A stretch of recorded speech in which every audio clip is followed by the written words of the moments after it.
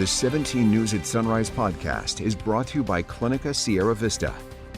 Welcome back to the 17 News at Sunrise podcast, where we share your news on your schedule. Working in the spirit of the Golden Empire, this is 17 News at Sunrise.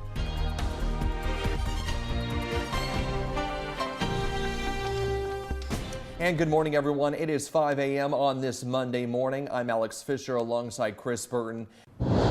The fast-moving McKinney Fire has grown from 1 square mile to an astonishing 80 square miles and is currently 0% contained. It is burning in Northern California near Oregon. The fire had destroyed around 18,000 acres in the Klamath National Forest Saturday morning, but by Saturday night, the fire had grown to 40,000 acres. And as of last update, the fire has destroyed more than 52,000 acres, now making it California's largest wildfire this year. At least a dozen homes have been burned and hundreds of families have been evacuated. Governor Gavin Newsom has declared a state of emergency. And an update on the Oak Fire just a few hours to our north in Mariposa County. Since it started last Friday, this wildfire has claimed more than 19,000 acres of drought-parched timberland, but 116 structures have now been destroyed, hundreds more standing in harm's way. And due to the hard work of hundreds of firefighters, containment at this hour is now at 67%. And that's a look at some of the fires across the state. But our firefighters here in Kern County were busy as well battling the Mesa fire. It started around Saturday in the woodlands of the Kern River Valley. And you can see with this video from the Alert wildfire camera system throwing thick plumes of smoke into the air. It started at about 4 o'clock Saturday afternoon in the mountains near Squirrel Mountain Valley in South Isabella Lake. County Fire says it scorched 222 acres before land and air crews stopped it from spreading. It is unclear how much the fire is contained or how the fire started. And developing news on this Monday morning as the Kern River claims yet another life. Emergency crews at Hart Park recovered the body of a man reported to have gone missing in the river. Park rangers were called to River and Elk Roads for reports of a possible drowning at about 7 Saturday night. Now, witnesses told rescuers a man tried to swim across the river but didn't make it out. And here you can see rescuers pulling the body out of the water just before 8. We have blurred that body for you. The man has not yet been identified, but authorities say he was possibly in his 30s. It's a cautionary tale. Officials urge visitors to stay out of the Kern River because strong undercurrents can hide beneath those seemingly calm waters, and they cause several drownings every year and have done so this year as well. Now, if you do decide to swim in the Kern River, you are strongly encouraged to wear a life jacket. Yeah, it is deceptive because, again, it seems like it's a lot calmer because the waters are not as full as they usually are in wetter years. Now to sports news, a ruling is expected in Cleveland for Cleveland Browns quarterback Deshaun Watson's disciplinary case on whether he violated the NFL's personal conduct policy. Watson has been accused of sexual assault and inappropriate conduct during massage sessions in civil lawsuits filed by 25 women, 20 of which have been settled. The 26-year-old avoided criminal charges for sexual assault and misconduct back in March, but still faces suspension from the NFL. The Browns are expecting a 4 to 8 game suspension for Watson.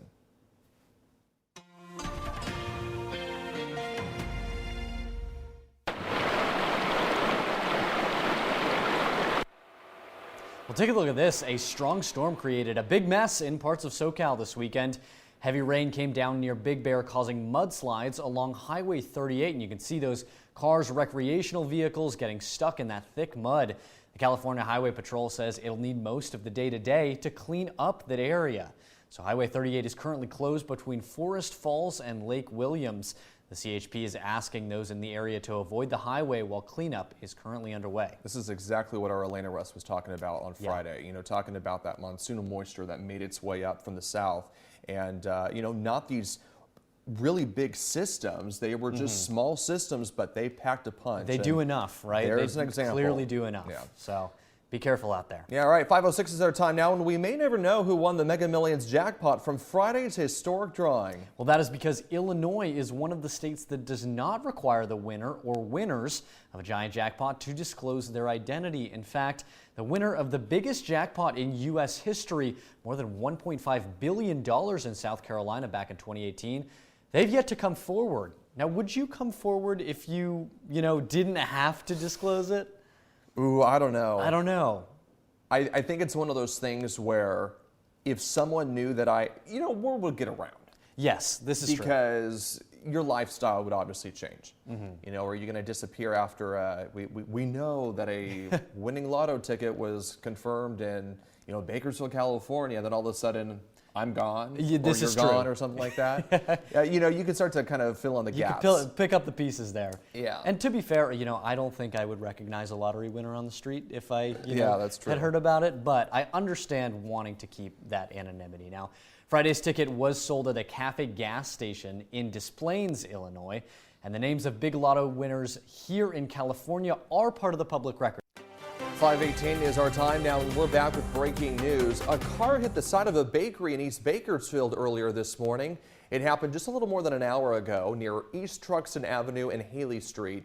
The car reportedly hit a truck before slamming into Emmanuel's Bakery, but this information is not confirmed by police. Now, this is a developing news story, and we have several calls out to Bakersfield police trying to get more information, and we will let you know as soon as we learn more. 5:35 is our time now, and a man is in custody facing several felony charges after reportedly breaking into someone's home in southwest Bakersfield. Police were called to Boca del Rio Drive in a neighborhood near Bakersfield Christian High School around 9:45 Saturday morning for reports of a man forcing his way into the caller's home. When officers arrived, they say they found Philip Forte barricading himself inside. Officers told him to come out of the home, but he instead dragged first responders into a standoff. Forte was eventually arrested and charged with burglary and vandalism. Plus, he had an outstanding warrant for felony vandalism. He is due in court tomorrow on those new charges. No one in the standoff was hurt. Your time now 5:36 and making news around the nation. First responders say a shooting in Orlando, Florida left 7 people wounded on Saturday night. Officials say a large fight broke out before one of the people involved pulled out a handgun and fired into the crowd. The victims were taken to local hospitals for treatment. Luckily, they are all expected to survive. Orlando Police Chief Eric Smith says there's no current active threat to the downtown area. The investigation is ongoing. No information about a possible gunman is available, so Orlando police are asking anyone with information to come forward. The United States continues to suffer from that gun violence. The country has already seen 384 mass shootings this year. That number, while tragic, doesn't quite put us on track to see last year's staggering total of 690. And according to the National Justice Institute, 77% of mass shooters between 1966 and 2019 bought the weapons used in those crimes legally. And that was also the case for recent shootings like the grocery store massacre in Buffalo, New York, and the heartbreaking school shooting in Uvalde, Texas. 5:37 is our time now, and more than just the basketball community is mourning the loss of legendary Boston Celtics center Bill Russell. The 11-time NBA champ's impact reached far beyond just a basketball court. Kurt Gregory takes a look back at the life of one of basketball's all-time greats. William Felton Russell was born in Monroe, Louisiana in 1934. His father, Charlie, moved the family out of the racially charged South to Oakland, California for a higher-paying job and a better life. Russell learned basketball on the playgrounds of Oakland and accepted his only scholarship offer from the University of San Francisco. He led the Dons to 55 straight victories and 2 national titles, then led the 1956 U.S. Olympic basketball team to a gold medal. The NBA's Boston Celtics drafted Russell in 1956, and the league's Rookie of the Year, the 6'9" Russell, helped spark the Celtics to their first NBA title in 1957. But along with fame came racial abuse, and Russell became an outspoken supporter of the civil rights movement. He marched with King. He stood by Ali. When a restaurant refused to serve the black Celtics, he refused to play in the scheduled game. At Boston Garden, on the court, Russell provided the NBA with something it had never seen before, a dominating big man who won games by playing defense. A fierce rebounder and intimidating shot blocker, Russell's Celtics went on to win 11 NBA championships in 13 seasons. His legendary coach, Red Auerbach, called Russell the greatest player that ever lived. Russell was dedicated primarily, what do I have to do to win? Our team, After retiring from the NBA, Russell was elected to the Basketball Hall of Fame in 1975. He then worked as a team executive and broadcaster and earned the 2010 Presidential Medal of Freedom from President Obama. Bill Russell will be remembered as a champion of both human rights and basketball. Kurt Gregory, NBC News. Meantime, another trailblazing legend is being mourned this morning as Nichelle Nichols, the actress known for her role as Lieutenant Uhura on the original Star Trek, has died from natural causes. Her son made the announcement on her Facebook page. Nichols was one of the first black women ever to play a main cast role on a television series, and her kiss with William Shatner is believed to be the first interracial kiss on American television. Nichols spent her later years promoting NASA and recruiting more women and minorities, including Sally Ride, the first American female astronaut. Nichols was 89 years old. Meantime, Emmy and Grammy Award-winning comedy actress Pat Carroll has died. She is best known for voicing the Disney villain Ursula in the animated film The Little Mermaid. She even got the opportunity to reprise the role in several Little Mermaid sequels, spin-offs, and even some theme park rides. The comedic television mainstay also won an Emmy in 1957 for appearing on the sketch series Caesar's Hour. Carol's daughter says her mom died at her home in Cape Cod, Massachusetts on Saturday. Pat Carroll was 95 years old. Well, it is August 1st, and in just a couple of weeks, students will be returning to the classroom. And starting today, KGET is teaming up with the Open Door Network, formerly known as the Bakersfield Homeless Center, to send kids back to school with all the supplies they need. We're asking for basic school supplies such as backpacks, notebooks, pens and pencils, and other items for boys, girls, and teens.